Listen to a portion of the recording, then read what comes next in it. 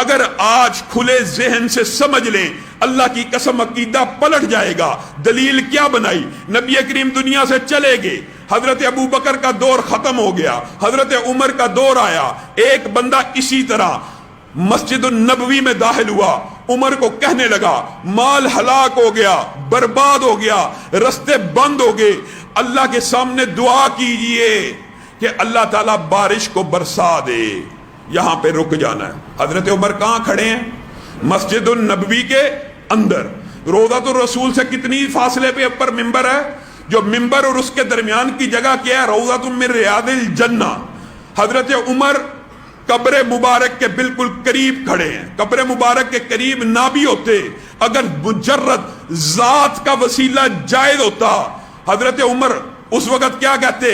اے اللہ تجھے اس صاحب قبر کا واسطہ، تجھے محمد صلی اللہ علیہ وسلم کا واسطہ، تو بارش کو برسا دے. اور میرے بھائیوں دماغوں کو کھولو، حدیث آپ کے خلاف جاتی ہے، آپ اس میں سے ذات کا وسیلہ نکالتے ہیں. کس طرح؟ کہتے ہیں حضرت عمر نے چچا عباس کو بلایا. یہ چچا عباس کو بلانا ذات کا وسیلہ ہے. حضرت عمر نے کہا، حضرت عمر کے لفظ احادیث کی کتابوں میں موجود ہیں، جب تک رسول اللہ صلی اللہ علیہ وسلم ہم میں موجود تھے ہم ان کے ذریعے سے اللہ کی بارگاہ میں دعائیں کروا لیا کرتے تھے. اب وہ دنیا سے چلے گئے ہیں، چچا عباس کو بلائیے. جب وہ ہاتھوں کو اٹھاتے ہیں اللہ ان کی دعاؤں کو رد نہیں کرتا. یہ آپ نے ذات کا وسیلہ کہاں سے بنا لیا؟ ذات کا وسیلہ اگر جائز درست ہوتا حضرت عمر کو چچا عباس کو بلانے کی ضرورت ہی پیش نہ تھی. چچا عباس سے آ کے دعا کروائی، چچا عباس نے دعا کی، دعا آسمان پہ گئی، بارش کا نزول شروع ہو گیا. یہاں سے میرے بعد بھائی ذات کا وسیلہ نکالتے ہیں. اور میرے بھائیوں یہ تو زندہ آدمی سے دعا کروانے کے وسیلے کے اوپر مہر تصدیق کو ثبت کرتا ہے کہ رسول اللہ موجود تھے، ان سے دعائیں کروائی گئی. رسول اللہ نہیں تھے، چچا عباس سے دعائیں کروائی گئی. آئیے اگر ابھی بھی آپ کو یہ بات سمجھ نہیں آئی، آج خود قرآن اٹھا لیجئے، سورۃ زمر کھولیے، آیت نمبر 3 کا ترجمہ چاہے آپ اپنے علماء سے کروائیے، اپنے ہی کسی عالم کا ترجمہ اٹھا کر پڑھ لیجئے. کیا آیت ہے؟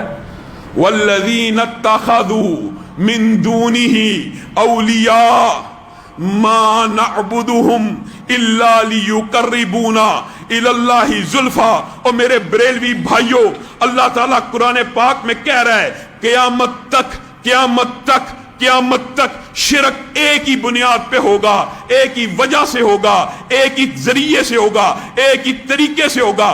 قیامت تک جو غیر اللہ کو پکارتے رہیں گے، اللہ کے علاوہ کسی کے سامنے ہاتھوں کو پھیلاتے رہیں گے. والذین اتخذوا من دونہ اولیاء، جو اللہ کے علاوہ لوگوں کو اپنا مددگار، حاجت روا، کارساز، مشکل کشا، غوث، بگڑی بنانے والا سمجھتے رہیں گے، ان کے پاس ایک ہی ڈائلاگ ہوگا، ایک ہی کلمہ ہوگا، ایک ہی جملہ ہوگا. جب بھی انہیں روکا جائے گا تم یہ شرک کا کام کیوں کر رہے ہو، وہ کیا کہیں گے؟ اللہ قرآن میں قیامت تک کے مشرک کا ڈائلاگ ذکر کر رہا ہے، اور رب سے زیادہ سچا کوئی ہو نہیں سکتا. آج کا، کل کا، ہر دور کا جو بھی اللہ کے علاوہ کسی کو پکارے گا یہ ڈائلاگ بولے گا، ما نعبدہم الا لیقربونا الی اللہ زلفی. ہم ان کی عبادت تھوڑی کر رہے ہیں، اور بعض بدبخت تو اب نیٹ پہ موجود ہیں جو کہتے ہیں ان کی عبادت بھی اللہ نے ہمیں علی کی بندگی کے لیے بنایا. معاذ اللہ. عموماً کیا کہیں گے؟ ہم ان کی عبادت نہیں کر رہے، الا لیقربونا الی اللہ زلفی، مگر یہ ہمیں اللہ کے قریب کرنے والے ہیں. بتائیے اللہ تعالیٰ جس کو کلام حمید میں شرک کہہ رہا ہے وہ کس کو کہہ رہا ہے؟ والذین اتخذوا من دونہ اولیاء. اتنی کھلی بات آپ لوگوں کو سمجھ نہیں آ رہی. اللہ کہہ رہا ہے وہ یہی کہیں گے، ما نعبدہم الا لیقربونا الی اللہ زلفی. ہم ان کی عبادت تھوڑی کر رہے ہیں، یہ تو ہمیں اللہ کے قریب کرنے والے ہیں، یہ ہمارا ذریعہ ہے، یہ ہمارا واسطہ ہے، یہ ہمارا طریقہ ہے. اور یہ ہمارا راستہ ہے، اصل میں ہم کس سے مانگ رہے ہیں؟ اللہ سے مانگ رہے ہیں۔ اور میرے بھائیوں، یہ بھی وسوسہ ہے، کہا یہی جاتا ہے، ارشد بھائی دروازہ بند کریں، کہا یہی جاتا ہے کہ اللہ سے مانگتے ہیں، یہ ہمارا ذریعہ ہے، لیکن حقیقت کیا ہے؟ میرے بھائیوں یہ بھی کان کھول کے سنو، اگر اللہ سے ہی مانگتے ہوتے، اگر ان کو ذریعہ اور طریقہ ہی مانگتے ہوتے تو بتائیے، یا رسول اللہ مدد، یا علی مدد میں وسیلے کا کون سا کلمہ استعمال ہو رہا ہے؟ یا رسول اللہ مدد تو براہ راست رسول اللہ سے مدد مانگی جا رہی ہے، یا علی مدد میں براہ راست علی سے مدد مانگی جا رہی ہے، یا غوث اعظم مدد میں براہ راست غوث اعظم کو پکارا جا رہا ہے۔ اور آپ کو کیا کہا جائے گا؟ نہیں نہیں نہیں، ہم ان کو پکارتے تھوڑی ہیں، یہ ہمیں اللہ کے قریب کرنے والے ہیں۔ اور میرے بھائیوں کئی مرتبہ دکھ ہوتا ہے، اللہ تعالیٰ نے کلام حمید کے اندر اس عبادت کے ساتھ جتنے شرک ہیں ان سب کو بے نقاب بھی کیا، اور پھر بھی ہم اسی عبادت میں جو دعا کی قیمتی عبادت ہے اسی میں شرک کرتے ہیں۔ اللہ تعالیٰ نے ایک دکھ کا اظہار بھی کیا کلام حمید کے اندر مکہ کے مشرکین کے بارے میں، فَإِذَا رَاكِبُوا فِي الْفُلْكِ دَعَوُا اللَّهَ مُخْلِصِينَ لَهُ الدِّينَ۔ اللہ کہتا ہے یہ زمین پہ رہنے والے مشرک بڑے عجیب ہیں۔ فَإِذَا رَاكِبُوا فِي الْفُلْكِ، ایک تمثیل بیان کی، جب ان کی کشتی بھنور میں، گرداب میں، سمندر کی تریکیوں میں پھنس جاتی ہے نا، تو کیا کرتے ہیں؟ فَإِذَا رَاكِبُوا فِي الْفُلْكِ دَعَوُا اللَّهَ مُخْلِصِينَ لَهُ الدِّينَ، اللہ کو پکارنا شروع کر دیتے ہیں بغیر واسطے وسیلے کے، خالص ایک رب کی طرف متوجہ ہو جاتے ہیں۔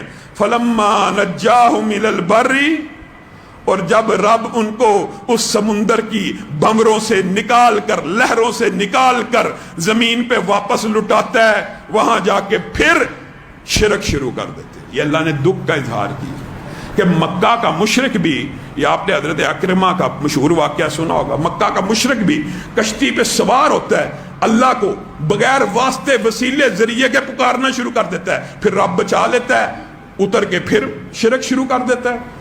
آج ہمارا مسلمان بھائی اس بات کے اوپر غور کرے، اللہ کہہ رہا ہے مکہ کا مشرک کشتیوں پہ سوار ہو کے رب کو پکارتا ہے، اور ہمارا مسلمان بھائی کیا کہتا ہے؟ جب گرداب میں پھنستی ہے کشتی تب بچاتا ہے معین الدین چشتی معاذ اللہ۔ کفار بھی ہے، کردار بھی ہے، ہم حق کے علم بردار بھی ہیں، اپنوں کے